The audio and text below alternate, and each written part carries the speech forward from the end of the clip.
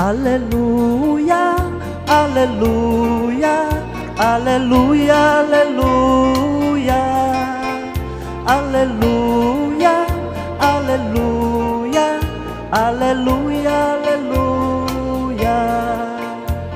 O homem não vive só de pão, mas de toda palavra que sai da boca de Deus, não só de pão. Amém, aleluia, aleluia, aleluia, aleluia, aleluia, aleluia, aleluia, aleluia, aleluia, aleluia. O Senhor esteja convosco. Ele está no meio de nós. Proclamação do Evangelho de Jesus Cristo, escrito por São Mateus. Glória a vós, Senhor.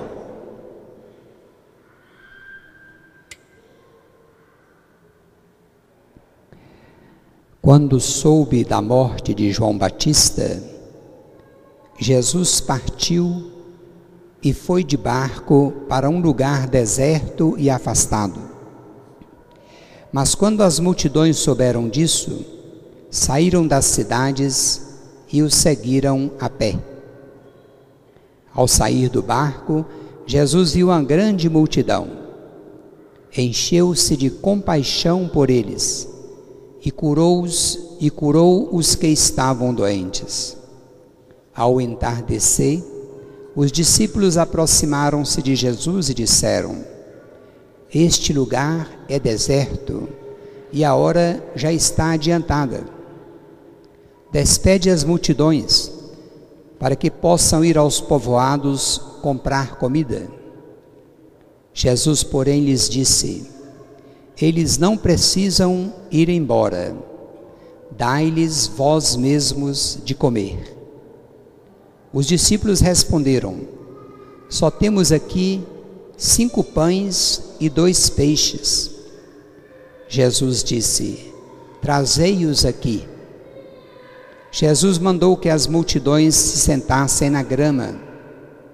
Então pegou os 5 pães e os 2 peixes, ergueu os olhos para o céu e pronunciou a bênção. Em seguida, partiu os pães e os deu aos discípulos. Os discípulos os distribuíram às multidões. Todos comeram e ficaram satisfeitos. E dos pedaços que sobraram, recolheram ainda 12 cestos cheios. E os que haviam comido eram mais ou menos 5.000 homens, sem contar mulheres e crianças. Palavra da salvação. Glória a vós, Senhor. Pelas palavras do Santo Evangelho, o Senhor perdoe os nossos pecados.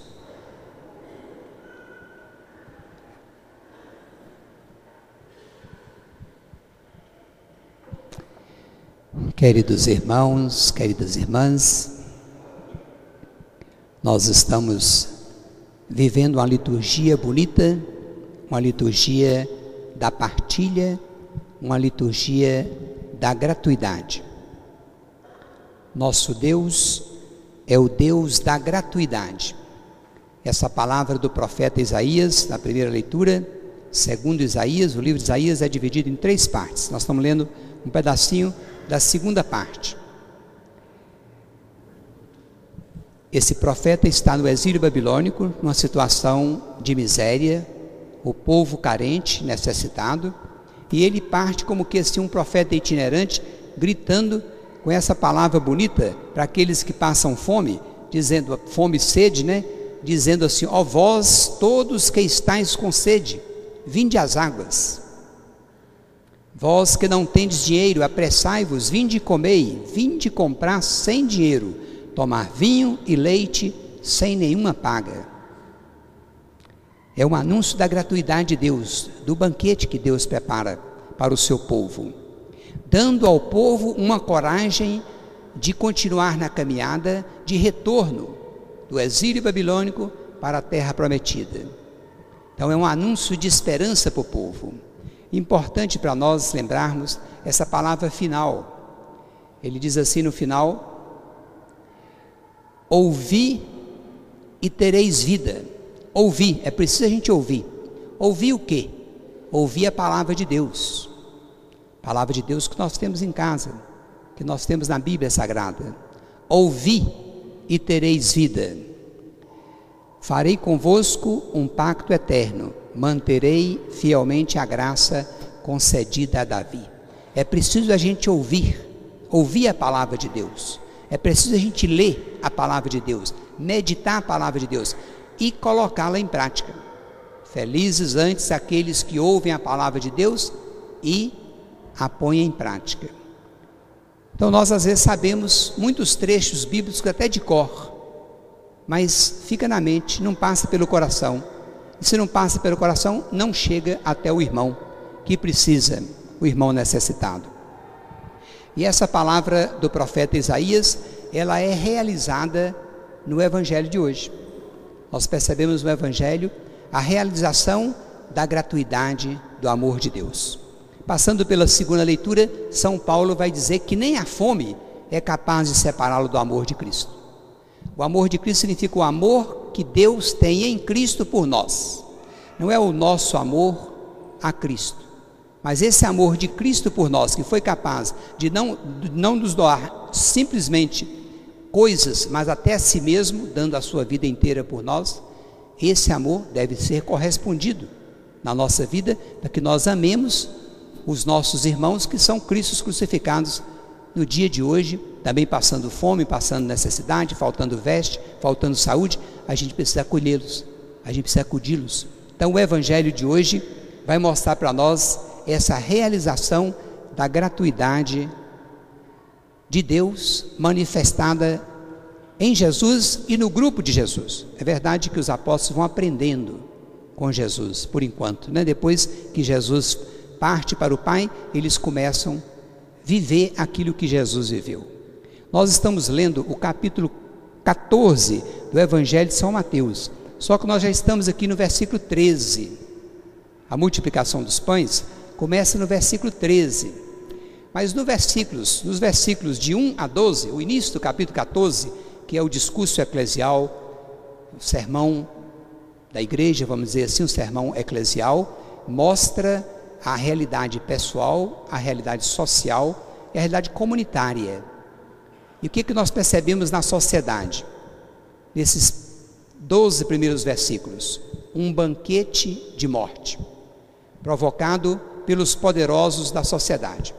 Herodes manda matar São João Batista, o nosso padroeiro, manda matar São João Batista e serve numa bandeja a sua cabeça para Herodíades. Então é um banquete de morte celebrado pelos poderosos. Em contraposição, logo em seguida, o evangelista coloca o banquete de vida celebrado pelo grupo de Jesus e por Jesus. Então nós percebemos o que Jesus faz. Jesus cura muitas pessoas, ele está preocupado com as pessoas. O cristão é aquele que se preocupa com o outro e não se preocupa consigo mesmo. A preocupação consigo mesmo leva ao egoísmo. A preocupação com o outro leva a esse amor que nós devemos corresponder, esse amor que Cristo trouxe por nós e que está expresso de modo muito bonito na segunda leitura. Então essa compaixão do outro leva Jesus a curar muitas pessoas, e quando estava entardecendo, os apóstolos, eles dão um palpite para Jesus: olha, despede essa multidão, vão ficar preocupados juntar essa multidão aqui com fome, vai ser uma confusão danada, despede para eles irem para as aldeias para comprar pão. Então fala de comprar. O evangelho está todo na linha da gratuidade. A primeira leitura, também a segunda, e agora vem os apóstolos com a ideia de comprar, compra e venda. Jesus quer substituir o sistema de compra e venda pelo sistema de dádiva, pelo sistema da gratuidade, porque tudo que nós recebemos de Deus é gratuito. Então dispersa a multidão e para elas irem comprar lá nas aldeias comida para elas. Jesus falou assim: não, não vou despedir. Vocês mesmos devem dar de comer para elas.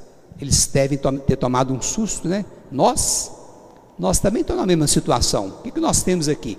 Nós temos aqui 5 pães e 2 peixes. São 5.000 homens. Só homens, sem contar mulheres e crianças. 5.000 homens. Como é que nós vamos fazer? Então, diante de Deus, é apresentado isso. Diante dos homens, a gente percebe há uma impossibilidade real, mas para Deus nada é impossível. O que Jesus quer recomendar para nós a partir desse milagre que tem um simbolismo muito profundo? Ele quer recomendar para nós a partilha, mesmo daqueles que têm pouco, né? O pobre dá da sua pobreza. O documento de Aparecida nos recomenda dar da nossa pobreza, né? Então, trazei aquilo que vós tendes aí convosco, os 5 pães e 2 peixes. Aliás, 5 mais 2, né? Não é difícil fazer a conta, né? 5 mais 2, 7. 7 é o número da totalidade na Bíblia. Então tem comida para todo mundo. É só a gente partilhar, é só a gente ser generoso, é só a gente não ser mesquinho, é só a gente não ser egoísta. Então tragam os 5 pães e os 2 peixes. E eles trouxeram. Se nós estivéssemos lendo o Evangelho de São João, capítulo 6, nós íamos olhar que esse milagre narrado por São João, né, tem uma curiosidade. Esses 5 pães e 2 peixes, quem tinha isso no embornal era um jovenzinho. E essa palavra jovenzinho em grego significa também servo, aqueles que estão a serviço, porque nós todos que fomos batizados, nós vivemos a serviço do outro, não de nós mesmos.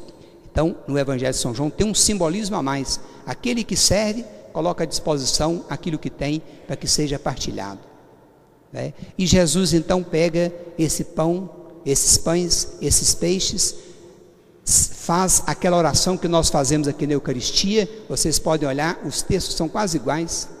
Dá graças a Deus, pega o pão, parte e ensina os apóstolos a partilhar. Em vez de Jesus mesmo repartir o pão, Jesus entrega para os discípulos: vocês vão repartir, para vocês aprenderem a partir o pão, porque discípulo de Cristo é aquele que partilha. Então os apóstolos vão distribuindo, e à medida que eles vão distribuindo, né, todo mundo vai comendo e vai havendo mais pão. Depois eles ainda recolhem e ainda sobram 12 cestos cheios. 12 é outro número simbólico, é tudo cheio de simbolismo, né? 12 simbolizam os 12 apóstolos. Então, na igreja, quanto mais a gente reparte, mais a gente tem. 5.000 simboliza o povo de Israel. Então, deu para o primeiro testamento, o primeiro povo da aliança e o segundo povo da aliança. Então, é um milagre que Jesus faz com a sua carga simbólica, para mostrar para nós: é preciso que nós, cristãos batizados, discípulos de Jesus, aprendamos também a partilha. Quem não partilha vai acumulando, vai ficando rico e vai tendo sobra. E quanto mais sobra na sua mesa, mais falta na mesa do irmão. Então o Evangelho de hoje quer nos ensinar a partilha. Tudo que nós recebemos de Deus é gratuito. Por que nós vamos acumular e deixar o irmão, que também é filho do mesmo Deus, deixar com fome? Mas nós fazemos isso. Na nossa mesa sobra, na nossa geladeira sobra, tem coisas que mofam na nossa casa. Então, pelo menos ter o cuidado de não deixar desperdiçar aquilo que sobra, para que o irmão não passe fome. Nós temos que lembrar que somos uma comunidade e, além disso, somos o corpo de Cristo. Quer dizer, é como se eu não cuidasse do meu pé, o meu pé tivesse ferido, machucado, e eu tivesse ali: não, estou tranquilo que a minha mão está boa, minha mão, né? Mas o mesmo corpo está sofrendo. Então é preciso a gente pensar na totalidade. 5 mais 2, 7, na totalidade, e aprender a partilha de Jesus. O que Jesus gostaria que nós vivêssemos é um sistema de dádiva, ao invés de um sistema de compra e venda, que é sempre um sistema do acúmulo, é um sistema que vai gerando o capitalismo selvagem que nós estamos vivendo, onde o mundo passa fome, apesar da abundância, apesar da sobra.